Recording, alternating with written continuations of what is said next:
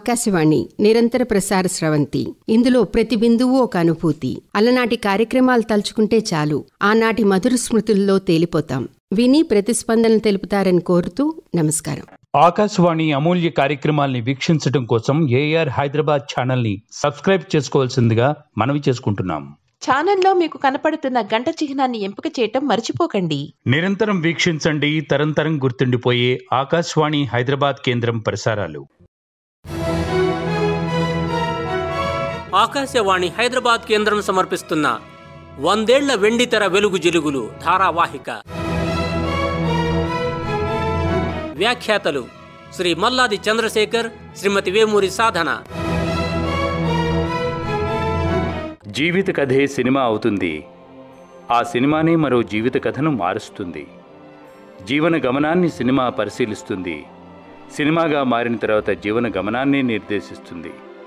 Cinema, జీవితం ఒకదాని మీద మరొకటి రెండు పరస్పర ఆధారం. రెండింటినీ వేరు చేయలేం వాగార్థాల్లా. వాగర్థావివ సంపృక్తౌ వాగర్థ ప్రతిపత్తయే జగతః పితరౌ వందే పార్వతీ పరమేశ్వరౌ వందే పార్వతీ పరమేశ్వరౌ. మూకీ సినిమాలు చూడడానికి జనం అంతగా ఉత్సాహం చూపకపోయేసరికి మారుతి సినిమా అధినేత పోతిన శ్రీనివాసరావు పబ్లిసిటీ కోసం రకరకాల ఆకర్షణలు ప్రవేశపెట్టారు. సినిమా విశేషాలను వివరిస్తూ కరపత్రాలు వేసి పంచిపెట్టడం మొదలుపెట్టారు. థియేటర్లో మేళతాళాలు పెట్టేవారు. అలాగే మంచి డాన్సులు ఏర్పాటు చేసేవారు. మూకీ చిత్రాల్లో నటించిన తారలను బొంబాయి నుంచి రప్పించి వాళ్ల చేత నృత్యాలు చేయించేవారు. కథ చెప్పే వ్యాఖ్యాత చక్కగా వ్యాఖ్యానం చేస్తే అది సరదాగా ఉంటే జనం వచ్చేవారు. జనాన్ని సమీకరించాలి కనుకనే ఓ సినిమా విడుదలకు ముందు కాలం హద్దులను చెరిపేసి పగలు రాత్రి మెదడుకు పనిపెట్టి ఆలోచనకు పదును పెట్టి సినిమా చిత్రిస్తారు. మెలకువంతా సినిమాలోనే, కళ కలవరింత సినిమాతోనే. అడుగు, ఆలోచన, సేకరణ, సమర్పణ అంతా సినిమా కోసమే. అది ఒక అభిమతం, మతాలకు అతీతం. అది ఒక కృతి, వివిధ సంస్కృతుల ఆకృతి. అది ఒక విశాల గగనం, ఎన్నో తారలకు పుట్టినిల్లు. అది ఒక సుదూర గమనం, తీసేవారి నుంచి చూసేవారి వరకు. ప్రఖ్యాత హాస్యనటుడు శివరావు తొలి రోజుల్లో వ్యాఖ్యాతగానే ఉండేవారు. ఆయన మారుతి సినిమాలో వ్యాఖ్యాతగా కొంతకాలం పనిచేశారు. శివరావు వ్యాఖ్యానం అని పబ్లిసిటీలో చెబితే జనం బాగా వచ్చేవారు. టికెట్ కొని థియేటర్ లోపలికి వచ్చే వాళ్లకు ఉచితంగా సోడా, కిళ్ళి ఇచ్చేవారు. అప్పట్లో అమావాస్య రోజున కొత్త సినిమాలు విడుదలయ్యేవి. కొత్త చిత్రం విడుదల అయిన రోజున మనుషుల చేత రకరకాల వేషాలు వేయించి బళ్ల మీద నుంచోబెట్టి బ్యాండ్ మేళాలతో ఊరేగించేవాళ్లు. ఆ రోజుల్లో సినిమా హాళ్లకు కరెంటు కోసం ఆయిల్ ఇంజన్లను ఉపయోగించేవారు. ఆ ఇంజను నడపడానికి ఒక డ్రైవర్ ఉండేవాడు. అలాగే ప్రొజెక్టర్లో రీళ్లు తిప్పడానికి ఒక ఆపరేటర్, థియేటర్లో కథ చెప్పడానికి ఒక వ్యాఖ్యాత ఉండేవారు. ఈ ముగ్గురి సహకారం లేకపోతే ఆ థియేటర్ యజమానికి థియేటర్ నడపడం సాధ్యమయ్యేది కాదు. మూకీల తర్వాత ఇంగ్లీష్లో టాకీలు వచ్చాయి. తెర మీద కనిపించే బొమ్మతో పాటు పాట, మాట వినపడుతూ ఉండడంతో ప్రేక్షకులకు టాకీ మీద కాస్త ఆసక్తి ఏర్పడింది. చదువుకున్న వాళ్లంతా ఆంగ్ల భాషలో వచ్చే టాకీలు చూసేవారు. భాష అర్థం కాకపోయినా సామాన్య ప్రేక్షకులు వింతగా చూసేవారు. సినిమా కంటికి వినోదం, మెదడుకు మేత. భాష రాకపోయినా, మూకీ అయినా కళ్ళు అప్పగించి చూస్తూనే ఉండిపోతాం. అందుకే సినిమాకు భాష అడ్డుగోడ కాదు. ఒక్క భాషే కాదు, సంస్కృతి అడ్డుగోడ కాదు.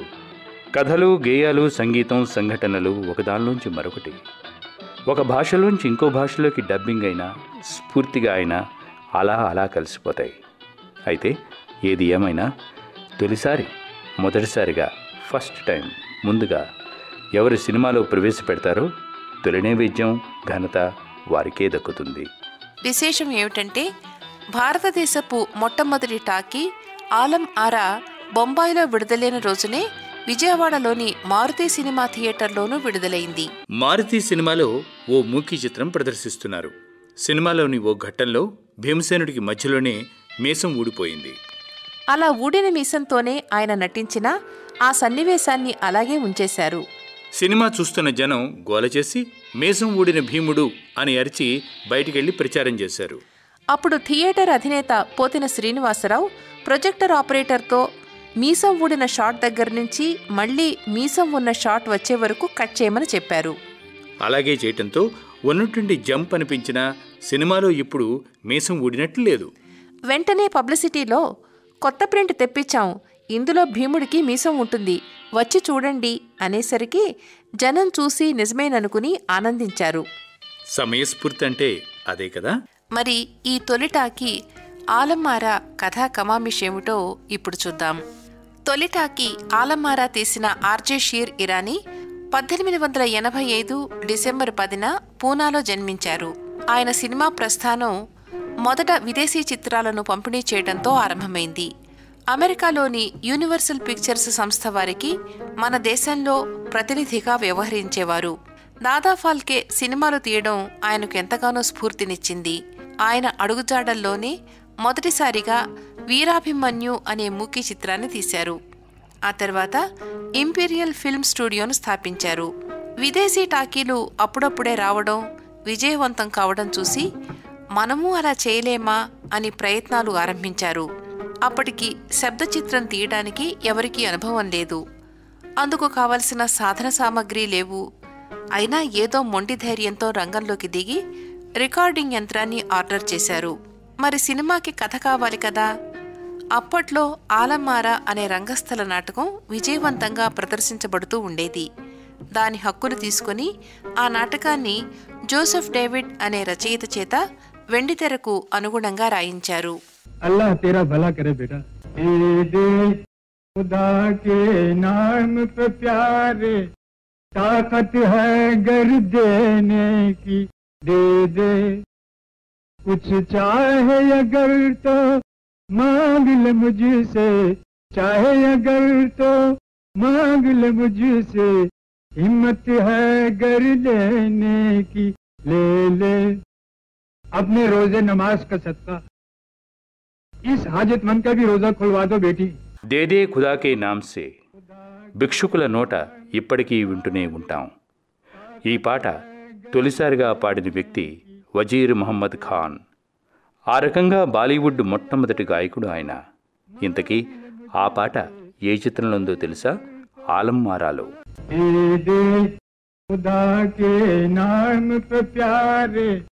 ताकत है गर देने की, दे दे कुछ चाहे अगर तो मांग ले मुझसे, चाहे अगर तो मांग ले मुझसे, हिम्मत है गर लेने की, ले ले.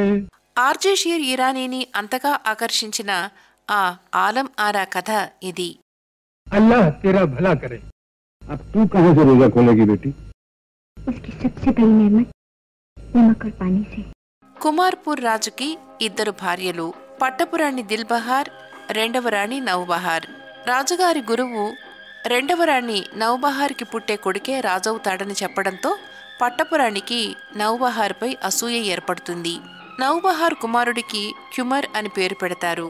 అతని 18వ పుట్టినరోజున ఆ ఒక్కరోజు మాత్రమే రాజభవనం దగ్గరున్న సరస్సులో ఒక చేప కనిపిస్తుందని, ఆ చేప మెడలో ఉన్న హారాన్ని రాజకుమారుడు ధరిస్తేనే బతికి బయటపడతాడని చెబుతాడు రాజగురువు.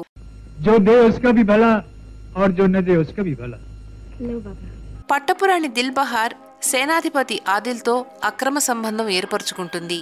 వాళ్ళిద్దరూ ఏకాంతంలో ఉండగా రాజు కంటపడతారు. అప్పుడు సేనాధిపతి ఆదిల్ తనపై అత్యాచారం చేయడానికి ప్రయత్నించాడని అన్యాయంగా అతనిపై నేరం మోపుతుంది దిల్బహార్. కోపగించిన రాజు ఆదిల్కి కారాగార శిక్ష విధిస్తాడు. గర్భవతిగా ఉన్న ఆదిల్ భార్యను తరిమేస్తారు.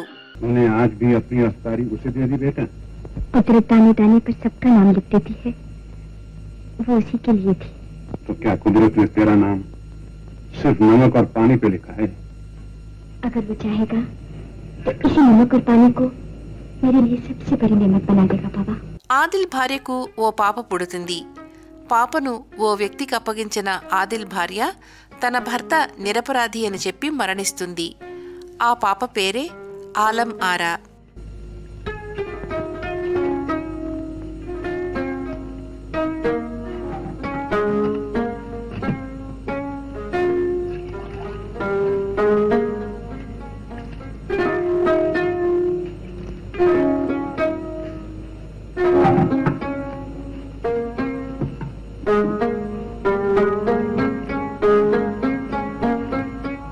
క్యూమర్ 18వ పుట్టినరోజు నాడు దిల్బహార్ కుట్ర పన్ని ఆ చేప మెడలో నకిలీ హారం ఉంచి అసలు హారం తను తీసుకుంటుంది. నకిలీ హారాన్ని ధరింపచేయగానే యువరాజు మరణిస్తాడు. అతనికి అంత్యక్రియలు జరపకుండా రాజగురువు రాక కోసం అంతా ఎదురు చూస్తూ ఉంటారు. ఆలం ఆరాకు పెంపుడు తండ్రి ద్వారా తన గురించి తన తండ్రి గురించిన వివరాలన్నీ తెలుసుకుంటుంది. తండ్రిని కారాగారవాసం నుంచి తప్పించడానికి కుమార్పూర్ రాజ్యానికి వస్తుంది. దొంగిలించిన అసలు హారాన్ని దిల్బహార్ పగలు మెడలో వేసుకుని రాత్రుళ్ళు తీసేస్తూ ఉంటుంది. ఆమె రాత్రిపూట మెడలో నుంచి హారాన్ని తీసివేయగానే యువరాజుకు ప్రాణం వస్తుంది. ఉదయం ఆమె వేసుకునేసరికి మళ్లీ విగత జీవుడైపోతూ ఉంటాడు.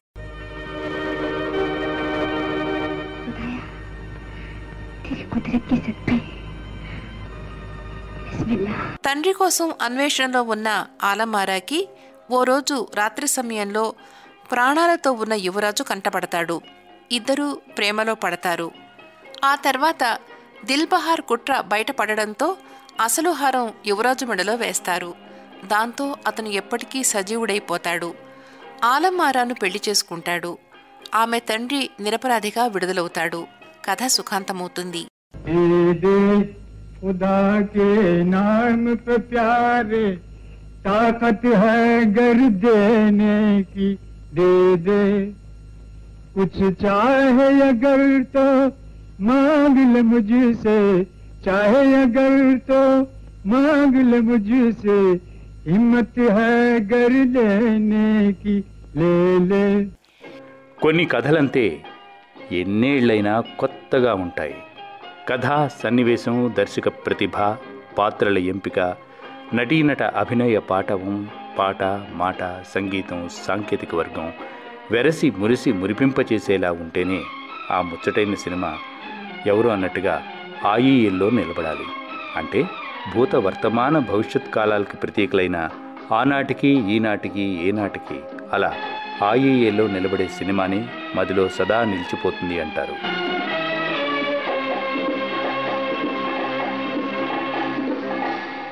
సినిమా ఓ రంగుల మాయ. సినిమా వెలుగునీడల సయ్యాట. సినిమా నవ్విస్తే అది వినోదం. సినిమా ఆశ్చర్యపరిస్తే అది విచిత్రం. సినిమా ఆలోచింపచేస్తే అది వికాసం.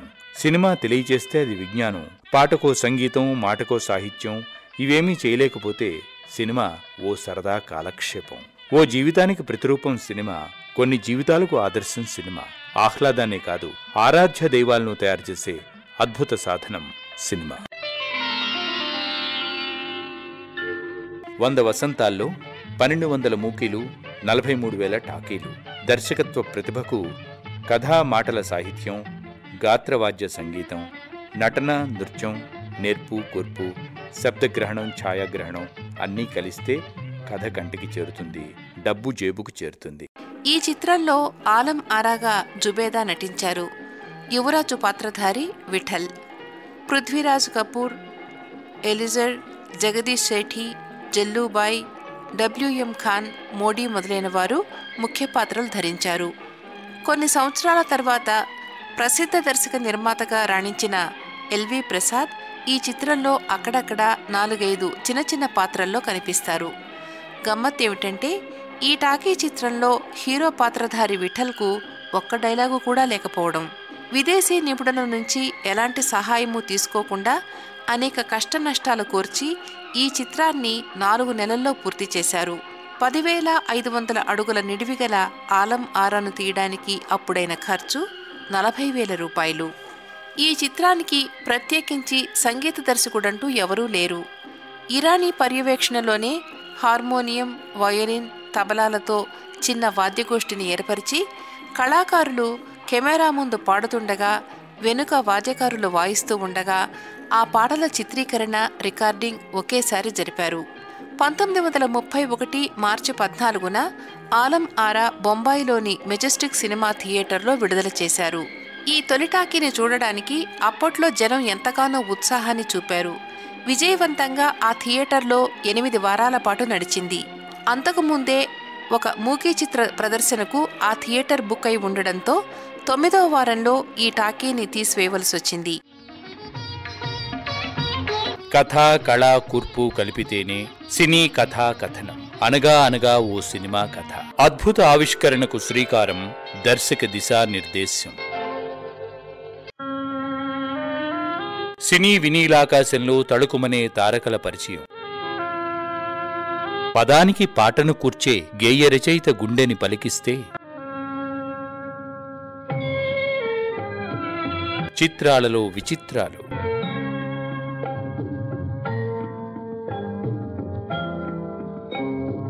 గళ మధురిమతో గానమాధుర్యాన్ని జాలువార్చే గాయనీ గాయకులు, పలికే గోరుంకలు, గాత్రదానం చేసే డబ్బింగ్ ఆర్టిస్టులు,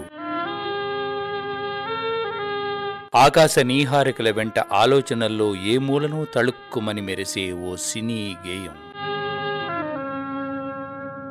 100 ఏళ్ల వెండితెర వెలుగు జిలుగులు. సుందరము సుమధురము చంద్రుడందిన చందన శీతలము.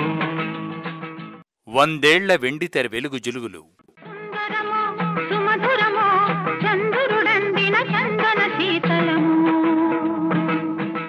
100 ఏళ్ల వెండితెర వెలుగు జిలుగుల్లో ఈవేళ మెరిసిన తారక ఆలం ఆరా. ఇది అనంత ప్రయాణం. తరం నుంచి తరానికి అంతరం లేకుండా అంతరాంతరాలలోకి ప్రయాణం.